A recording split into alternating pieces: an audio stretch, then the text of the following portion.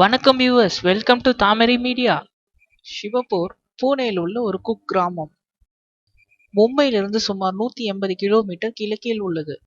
இந்த கிராமத்தில் உள்ள தர்காவில் தான் சுமார் 200 கிலோ எடை கொண்ட கொள்ளை ஒற்றை விரலில் தூக்கிப்பட்டு பிடிக்கும் அதிசயம் நடந்து வருகிறது. இந்த தர்காவின் பெயர் குவாமர் அலி தர்வேஷ். இந்த தர்காவில் தான் இந்த அதிசயம் நடைபெறுகிறது கூறுகிறார்கள். இந்த தர்காவில் சுமார் 200 கிலோ எடை கொண்ட மொழு என ஒற்றைக்கல் ஒன்று உள்ளது. இந்த கல்லை கிராமத்தை சேர்ந்த 11 ஆண்கள் சேர்ந்து தங்களது ஒற்றை விரலில் ஆகாயத்தில் தூக்கி வீசி பிடிக்கின்றனர்.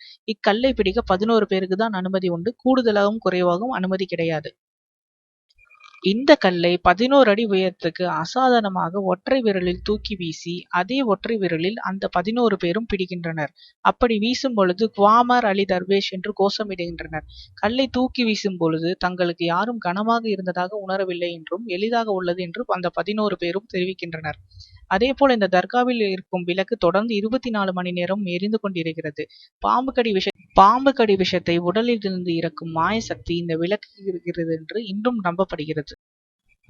இந்த வீடியோ உங்களுக்கு பிடிச்சிருந்தா லைக் பண்ணுங்க, கமெண்ட் பண்ணுங்க, ஷேர் பண்ணுங்க. மேலும் இது போன்ற சுவாரஸ்யமான விஷயங்களை தெரிந்து கொள்ள தாமரை மீடியாவை சப்ஸ்கிரைப் செய்வோம்.